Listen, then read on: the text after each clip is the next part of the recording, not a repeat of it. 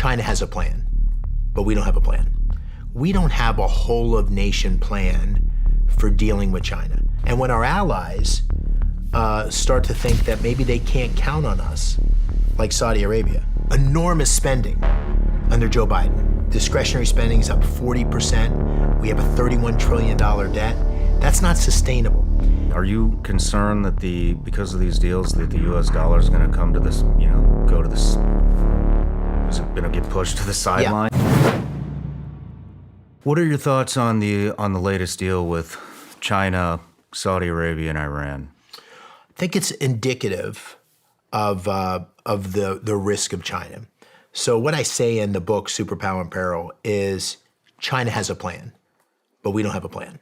We don't have a whole of nation plan for dealing with China. And there's two real pieces to the plan, which we can talk about in detail. But one piece is you got to go to the gym. We got to get strong at home. We got to build our muscle by educating our people. We got to build our muscle by ensuring we have technological leadership. We're losing that, as I said before. We got to build our muscle by getting our institutions back on track. So we got to fix it at home. We can't blame the Chinese for the fact that we've got a lot of decay here at home. We can blame ourselves. At the same thing, we are facing an existential threat from China. China is a techno-authoritarian state that's on the rise. It's on the march, and it's taking leadership around the world. It's trying to impose its way of governance. It's trying to advance its national security interests in the South China Sea and elsewhere. The partnership with Putin is a great example of that. It's trying to exercise its authority as one of the biggest economies in the world, and partnerships that go against U.S. interests, as the one you just described with Saudi Arabia and Iran. And that's a direct byproduct of two things. One, we don't have a plan. And two, we have very weak leadership in our White House. And so one of the things that compelled me to run, I was writing this book, and the Afghanistan debacle and the weakness we saw from Joe Biden, to me, was sickening. It left me sick to my stomach to see those service members die because of that incompetence, to see the Afghan folks dropping out of the airplanes. I mean, it was just an American humiliation on the global stage.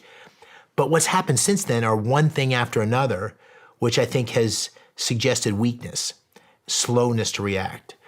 You saw that with Ukraine and the support of Nord Stream 2, the pipeline, which was an invitation to Putin that we've got a weak leader here. We saw it in the response to the Chinese spy balloon.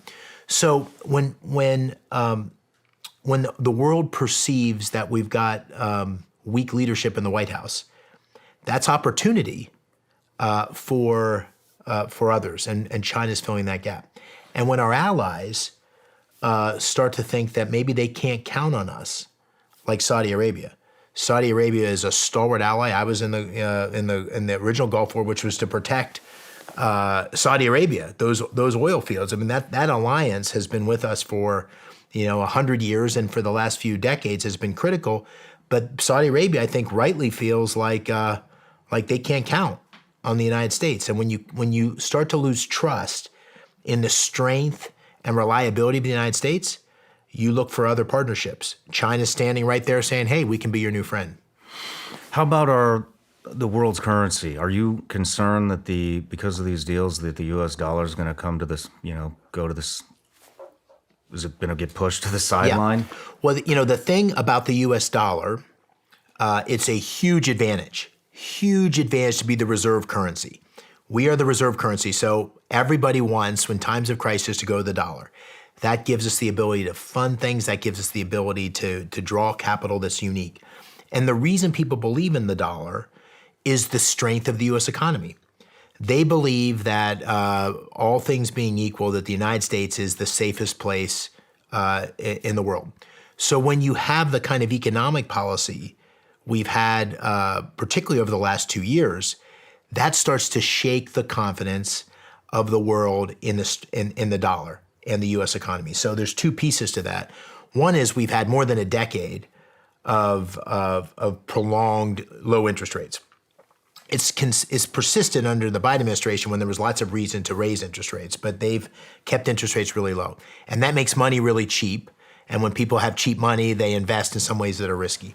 The second thing that's happened, that cheap money has been, that what's gone along with that is enormous spending under Joe Biden. Discretionary spending is up 40%. We have a $31 trillion debt. That's not sustainable. And so that has been the root cause of inflation. Inflation then has to be met with a raise in interest rates, which is making the economy, putting the economy at risk.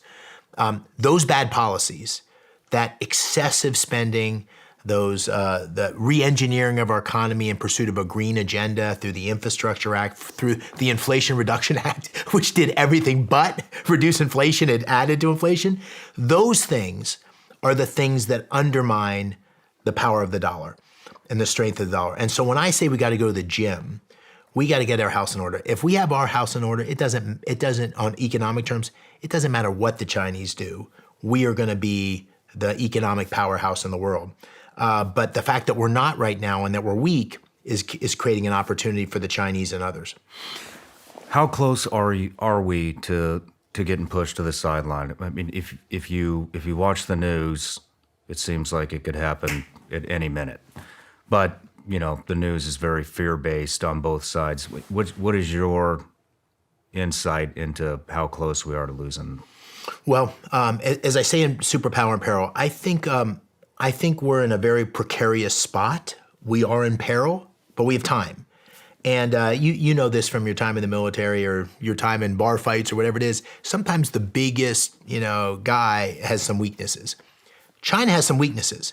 They have some huge strengths, but they have some real weaknesses. The weaknesses are that that they have an authoritarian model, and an authoritarian model requires the ability to continue to keep a cap on people, and they have an economy that's state allocation of capital. That state allocation of capital is advantageous in some ways for the technology leadership that I mentioned earlier. So it's given them a benefit in the near term, but it also creates huge risk in the long term because the government can never allocate capital as well as the private sector. And they've got a huge demographic problem. So, they're not growing. They have a huge aging population, and their birth rates are such that ultimately they're going to have far more older Chinese than up-and-coming Chinese, which is a key driver of growth and productivity. So part of this is creating the economic juggernaut in America that can compete into the decades ahead, and they have a system that will struggle. I think President Xi sees that. He's a smart guy. He sees that. He also sees this as a moment of American weakness, and that's why he is moving as aggressively as he is to establish China's leadership in the world and these partnerships. So to answer your question, I think there's time if we act now and act decisively, and that's why this 2024 cycle for the president and for control of the majority in the House and Senate is so critical, because on the current path, we're going to lose the moment. We're going to lose America's leadership in the world. That's why we are in peril. But if we course correct in the coming couple of years, there's a clear path to taking leadership again. So we have a couple of years.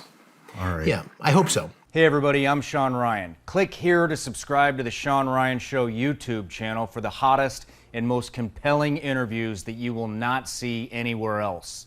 I've also made a playlist of all the previous SRS episodes so they're easy to find. You can find that right here.